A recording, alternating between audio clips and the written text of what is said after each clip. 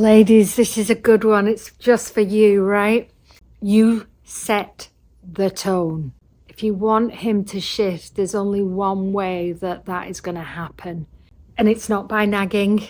It's not by constantly setting your boundaries and telling him about them. It's not by the cold silences. And it's certainly not by getting your children to ask him. And the reason I know all of this is because I've tried all those manipulative techniques. And over the 30 years that I've been married now, and the 36 that we've been together, and the hundreds of couples that I've supported, both as one-to-one and in communities, and now my new communities, Ladies Go First, Men Only, is that none of those manipulative things work. The problem is we keep doing it. I've even had this week on one of my socials, a woman asking me, she said, well, how do you get him to be more romantic if you don't nag? And that, to me, is so telling, because it's wired in us to nag, to get what we want. And all that does is, I'll tell you what it does, because I want to speak about what happens when we do the wrong thing first, right? And then speak about what is the right thing, or should I say the thing that I found most aligned and most effective for everyone. Because everything I do now is a win for me, win for him, win for the greater good of all, right? So here's what I've learned about nagging. The more I nag, the more he becomes a pleaser. And here's why. Nobody likes to be with a nag. Nobody. Not even you. Let's be honest. If he was nagging you all the time, you would not want to be with him. The thing is, though, with men, they are wired to procreate. And procreate, protect, and provide, right? Now, they can only procreate if they're with us, right? So that means they have to have sex with us. It's just like caveman time. It's primal. And so if you're nagging, he's less likely to be able to procreate with you if he doesn't deliver what you desire, right? So you nag, you want more romance. He creates a date night, but it's done in a way that, look, I've done a date night for you and I've organised, and look at these gorgeous flowers and everything. I've done everything for you. It's that, even if he's not saying it, you can feel it. It's that kind of, like he's done it for you. And what you really want is him to do it because he wants to do it for you, not because you told him to, right? There's such a difference in that, and I know the difference in that because we feel it, right? We honestly feel it. And for the guys watching this, and we know you're trying, but we want you to try because you want to try, not because we told you. So I know it's very confusing, but the women get this. And so what I want to share here is, if you want a pleaser, keep nagging, because he will continue to please you in that inauthentic way so that he gets the opportunity to procreate. It's primal. He desires connection with you. He desires physical intimacy with you because you're his partner to procreate. Somewhere in his primal brain, you have the genetics that he wants his children and his codes and his genes to carry through. And so two things happen. When the nagging starts, the pleasing increases. And then finally, when it gets too much for him to bear or you to bear, you either separate, stray, or settle. Those three things: separate, stray, or settle. What that means is you go find somebody else. One of you or both of you have an affair, or you settle to being this henpecked man and you being basically you've got his balls, wearing his trousers woman, and resenting him for it for the rest of your life. This is harsh, I know, but I really want to honour you with truth here, because nobody is giving people true, honest relationship advice having lived it 30 years, right? Having made the mistakes over and over again and realising nagging just wears the hell out of me. I don't like doing it. I don't like the sound of my voice. I don't like even the tone and the pitch of it. I can hear myself going, shut the fuck, Dimple, shut the fuck up. And worst of all, I can feel the pain that he has when he receives it. So that's nagging. The cold silences. Well, the cold silences are something that hurt me and him equally, because we both desire connection. And actually what we're doing is getting less and less connection and building up more and more stories in our bodies and resentment, and he gets shame and guilt and I get anger and frustration. So that's not getting what I want either. But I kept doing it. And it was almost like I was punishing him. And I realized that it was something that was modeled to me as a child, because my parents had that model to them, because nobody knew any better. And it's only through breaking the generational curses, the generational contracts, that I've come to realize there is a much better way. And of course, my husband has his own baggage and his own generational wounds, right? As yours does, as you do. And so the cold silences didn't work. The nagging didn't work. The telling him what to do and my boundaries is the next one I tried.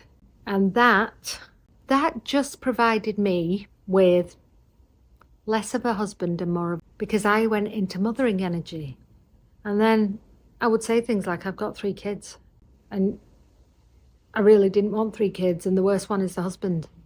Have you ever heard yourself say that, or a friend say that and think it's okay? I used to, and I cringe now at the thought of me having done that, because the only reason I have a little boy is because I treat him like a little boy, that he's not capable of making those decisions and he's not capable of knowing what's right for our relationship. So those are how not to do it. So how to do it. This might come as a bit of a shock, or it might come as really obvious, probably both. And it's probably going to sound really easy. I guarantee you it's not easy to do. And the reason it's not easy to do, but it sounds simple, is because of all the coding and the past patterns that you got into, both of you, over years. All the baggage, all the stories, all the times he didn't do it, all the times you told him and he effed up. What I'm about to share with you, very few of you will actually do. And it's the reason I have my communities to support you through this transition. Ladies go first, men only. 2 separate communities. I speak differently to ladies, differently to men. And I go deep in here, but I also support you, where you get asked questions. You can ask me questions, because this is not easy. I've had to have mentors to do what I'm about to share with you constantly. I still do, to support me through this, because I relapse to old patterns. Less often now, and the recovery time's a lot shorter.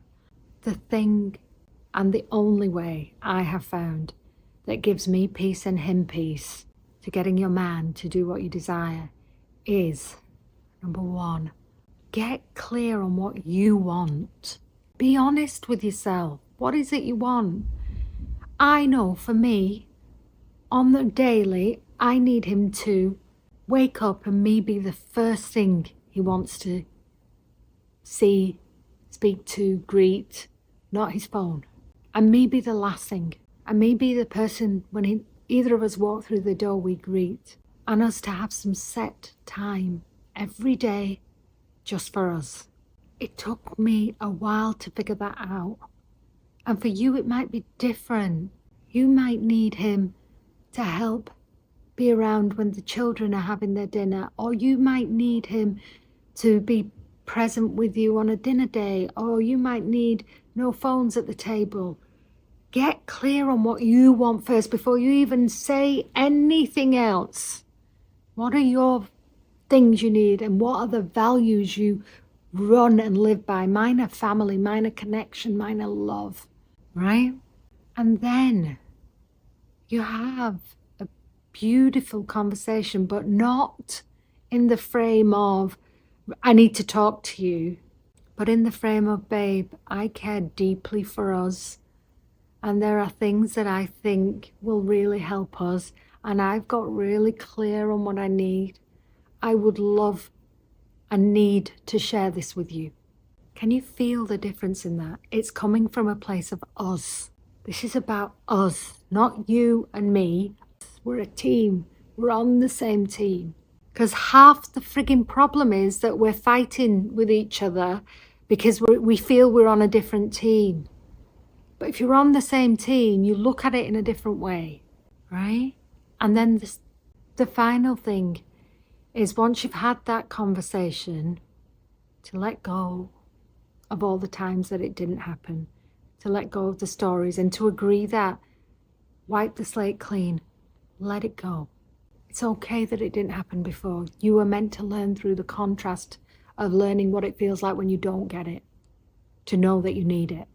So actually, what I've come to learn, which is the most important and the final third piece for this particular video, is my energy matters more than anything else. If I'm in the frequency of he's going to fuck up, waiting for him to fuck up, well, he's going to fuck up. You're basically willing it. Now, a lot of you will say, well, I'm not in control of what he does. Well, actually you are. Your energy is. Because if you're in the frequency and energy of he's going to fuck up, what do you think your face looks like? Who the hell wants to be with you in that moment? You wouldn't want to be with yourself. You'll have a resting bitch face. Completely different vibe. It would be a stay away from me vibe.